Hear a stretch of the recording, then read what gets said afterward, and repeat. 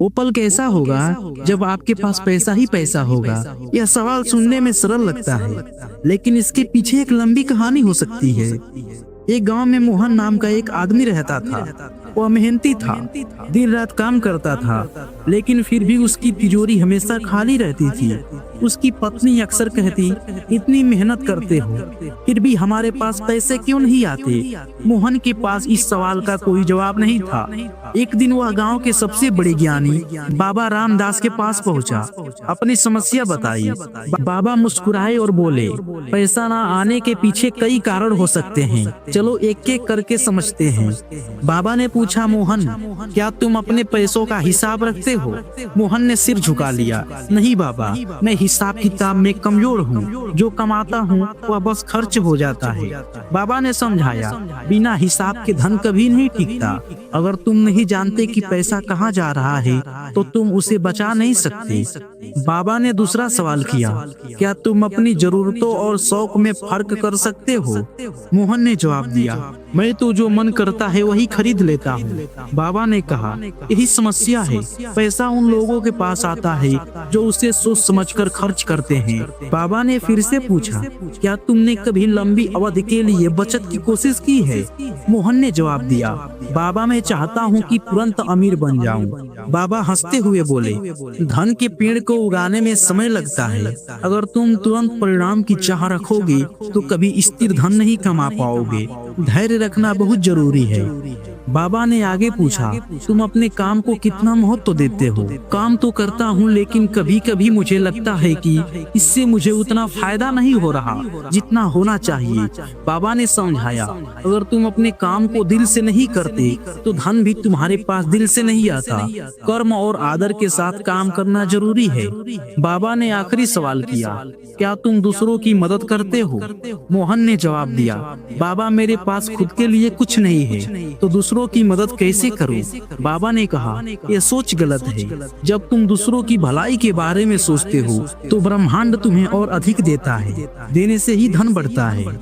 मोहन ने बाबा की बातें ध्यान से सुनी और अपने जीवन में बदलाव लाना शुरू किया। उसने अपनी आय और खर्च का हिसाब रखना शुरू किया, बेवजह के खर्चे कम किए, अपने काम में लगन से मेहनत की और दूसरों की मदद करने का संकल्प लिया। धीरे धीरे उसके पास पैसा आने लगा और वह सुखी जीवन जीने लगा। बाबा रामदास की सीख के बाद मोहन ने अपनी आदतों में सुधार लाई, लेकिन वह यह भी जानना चाहता था, क्या धन केवल कर्म और सोच से ही आता है या इसके पीछे कोई गहरी आध्यात्मिक बात भी छुपी है? एक दिन वह फिर से बाबा के पास गया और पूछा, बाबा, क्या पैसा पाना सिर्फ मेहनत और आदतों पर निर्भर करता है या इसमें भाग्य और ब्रह्मांड का भी कोई हाथ होता है? बाबा मुस्कुराए और बोले, मोहन, तुम्हारा सवाल वाजिब है। चलो मैं तुम्हें एक और कहानी सुनाता हूँ। बहुत समय पहले एक युवक अर्जुन था। वो अभी तुम्हारी तरह हमेशा मेहनत करता था, लेकिन हर बार असफल हो जाता था। अर्जुन ने एक साधु से अपनी समस्या बताई। साधु ने उसे 3 बातें समझाई। साधु ने पूछा, क्या तुम जानते हो कि तुम्हारा लक्ष्य क्या है? अर्जुन ने जवाब दिया, हाँ, लेकिन मैं एक ही समय में कई चीजें करने की कोशिश करता हूँ। साधु बोले, यही तुम्हारी पहली गलती है। जब तक तुम्हारा ध्यान एक लक्ष्य पर नहीं होगा तब तक मेहनत बर्बाद होती रहेगी। तुम्हें अपनी ऊर्जा को सही दिशा में लगाना होगा। साधु ने दूसरी बात बताई, तुम धन क्यों चाहते हो? अर्जुन ने कहा, ताकि मैं सुखी रह सकूं। साधु ने समझाया, सुख धन से नहीं आता, लेकिन धन जरूर उस जगह आता है जहां सकारात्मक और विश्वास होता है। अगर तुम्हारे मन में यह डर है कि पैसा नहीं आएगा तो वह सच हो जाएगा, लेकिन अगर तुम विश्वास रखते हो कि पैसा आएगा तो ब्रह्मांड उसे तुम्हारी ओर खींच लेगा। अर्जुन ने पूछा, तो क्या सब कुछ मेहनत से ही हो सकता है? तो इसमें भाग्य का क्या रोल है?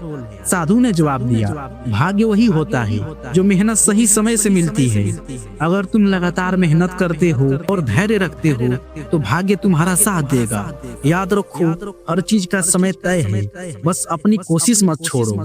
मोहन को यह कहानी सुनकर एहसास हुआ कि मेहनत, सही आदतें और सकारात्मक सोच के साथ धैर्य भी जरूरी है। उसने सोचा, मैं अक्सर सोचता था कि मेरा भाग्य खराब है, लेकिन असल में मुझे सही दिशा में मेहनत और सही समय का इंतजार करना चाहिए। बाबा ने अंत में कहा, मोहन, पैसा केवल कमाने का जरिया नहीं है, बल्कि यह तुम्हारे जीवन की ऊर्जा का प्रतिबिंब है। जब तुम अपनी ऊर्जा को सकारात्मक कर्मों और सोच में लगाओगे तो धन तुम्हारी ओर खुद आएगी। लेकिन ध्यान रहे, धन को एक मात्र लक्ष्य मत बनाओ, उसे अपनी मेहनत और ईमानदारी का परिणाम मानो। पैसे का सम्मान करो, पैसे को हमेशा साफ तरीके से कमाओ और उसका सही उपयोग करो। कभी भी जल्दीबाजी में परिणाम की उम्मीद मत करो। हमेशा यह मानो कि तुम सफल हो सकते हो। दूसरों की मदद करो, देने से ही ब्रह्मांड तुम्हें और अधिक देता है। जो तुम्हारे पास है उसके लिए हमेशा आभारी रहो।